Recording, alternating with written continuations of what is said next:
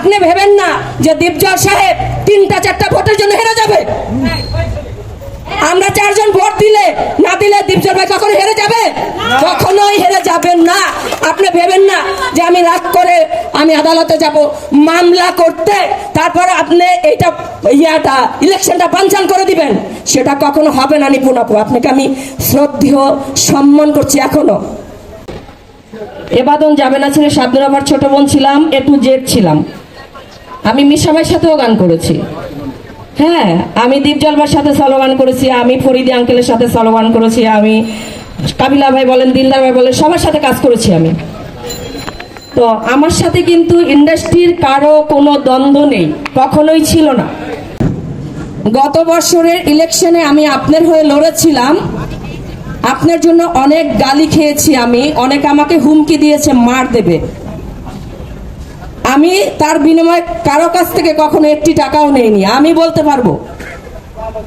কিন্তু যেখানে 2 তারিখে আপনার গাড়িতে করে আমাকে আপনার টিউলিপে আমাকে নিয়ে গেলেন, সেখানে অনেকগুলো কথা বলেছেন। কেন বলেছেন আমি জানি না। আপনি বলেছেন তুমি শিল্পী, তুমি কেন চলচ্চিত্রের স্টেজে গান গাইতে চাও সবসময়? আমি বলছি এটা আমার সমিতি, আমার পিকনিক, এখানে আমি গান গাইতেই পারি। আপনার সাথে আমার আর কখনো মার্কেটিং হয়নি, কখনো মুখ কালাকালি হয়নি। জেসমিন আপু, আমি আপনার নাম নিয়ে বলছি, আপনার সবাইকে ইন্ডাস্ট্রির বলেছেন রিয়া আমার আদরের ছোট বোন, রিয়া আমার ছোট বোন, সবাইকে আপনি বলেছেন, আমি কখনো বলিনি। হ্যাঁ, আপনার ভালোবাসা দেখে তখন আমি সবাইকে বলেছি হ্যাঁ জেসমিন আপু আমার বড় বোন লাগে। তো আপনার সাথেও কিন্তু আমার সেরকম কিছু হয়নি। ব্যক্তিগতভাবে 4 মাস আগে আপনার সাথে আমার একটু মুখ কালাকালি হয়েছিল, তার জন্য সেই প্রতিবাদকে আপনি আমার চলচ্চিত্র শিল্পী সমিতির মাঠে আনতে পারেন? কখনোই পারেন না। আমি 13 তারিখে আমার শিল্পী সমিতির যে একটা চাঁদা হয় সেটা আমি দিয়ে ক্লিয়ার করেছি। তাহলে একটা চাঁদা মানে যে মানুষটা চাঁদা ক্লিয়ার করে দিয়ে দেয়, হ্যাঁ, সেই মানুষটাকে এই 14-15 দিনের মাথায় কিভাবে বাদ দিতে পারে আপনারা একটু বলবেন?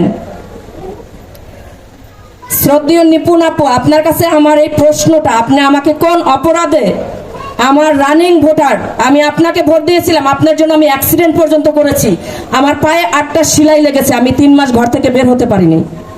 শাহানুর আপু, সাইমন আমাকে আমার বাসায় গাড়ি করে হসপিটাল থেকে দিয়ে আসছে। আর এটার জবাব আপনাকে অবশ্যই দিতে হবে নিপুণ আপু। আর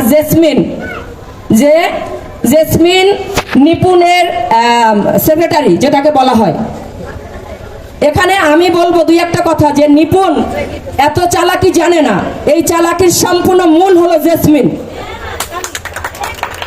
আমি জেসমিনকে জীবন দিয়ে ভালোবেসেছিলাম, তার বিনিময়ে এটা জেসমিন আপু আপনি বলেন কি দিয়েছেন বলেন আপনি আমাকে। আমার সমস্যা হলো আমি যেটা আমার সদস্য পদ সেটা আমি ফিরে পেতে চাই, আমার অধিকার এটা। আপনার ডিসাইড করার কে যে আমাকে বাদ দিবেন? আপনি 10 জনকে ডেকেছেন? আপনার 21 জন যে প্যানেলের ছিল যারা, তাদেরকে সবাইকে ডেকেছিলেন? সেখানে কি দীপজল ভাই ছিল? সেখানে রুবেল ভাই ছিল? রিয়াজ ভাই, আপনাকে বলতেছি, আপনি গতবার ইলেকশনে কিন্তু আপনি জিতেন নাই, ঠিক আছে? তারপরে আপনাকে রুবেল ভাইয়ের জায়গাটাকে আপনাকে দিয়েছে, কিন্তু এখনো ভাইস প্রেসিডেন্ট আমাদের দীপজল ভাই আছেন কিন্তু রানিং। তাহলে আপনি কি এদের সবাইকে জিজ্ঞেস করে, এই যে বেবির কি অপরাধ ছিল বলেন? নীরবের কি অপরাধ? নীরব ভাই দীপজল ভাইয়ের সাথে একটা ছবি পোস্ট করছে, এটা তার অপরাধ? এটা অপরাধ আপনারা বলেন? আমি গান গাই, আমি সিঙ্গার, আমার এ পর্যন্ত 26টা অ্যালবাম রিলিজ করেছি। আমি সঙ্গীতা থেকে 10টা অ্যালবাম রিলিজ করেছি। একজন অভিনেত্রী কি গান গাইতে পারে না? আমি সাংবাদিক ভাই, আপনারা একটু বলেন, পারে? কোন বিধানে লেখা আছে যে একজন অভিনেত্রী গান গাইতে পারবে না? আমি কাঞ্চন ভাইয়াকে ফোন দিয়েছিলাম, যখন দেখলাম প্রাথমিক খসড়া খাতায় নাম আসেনি, তখন কাঞ্চন ভাই বলছে যে হ্যাঁ, ওখানে আমি দেখেছি রিয়া খান সিঙ্গার লেখা ছিল, ওরা বলেছে আপনি অভিনেত্রী না, আপনি সিঙ্গার। তাহলে ওরা কারা? আমার এই ইন্ডাস্ট্রিতে কেউ শত্রু নেই, আমার এই ইন্ডাস্ট্রিতে কেউ শত্রু নেই। জেসমিন আপু, আপনি আপনার ফ্যামিলির গ্রোথ আপনি ইন্ডাস্ট্রিতে আনতে পারেন না। আপনাকে আমি যথেষ্ট ভালোবাসি জেসমিন আপু, আপনার অনেক কথা আমার বুকের মধ্যে লুকিয়ে রেখেছি। আমি যদি একবার চাই আপনার অনেক ক্ষতি করতে পারি, কিন্তু আমার মা বাবা সেটা আমাকে শিক্ষা দেয়নি যে কারো ক্ষতি করো তুমি। আমার মা বাবা এটা শিক্ষা দেয়নি। আপনার অনেক কথা, আপনার পার্সোনাল যে জিনিসগুলো আমি জানি আপনার ধারণাই নাই।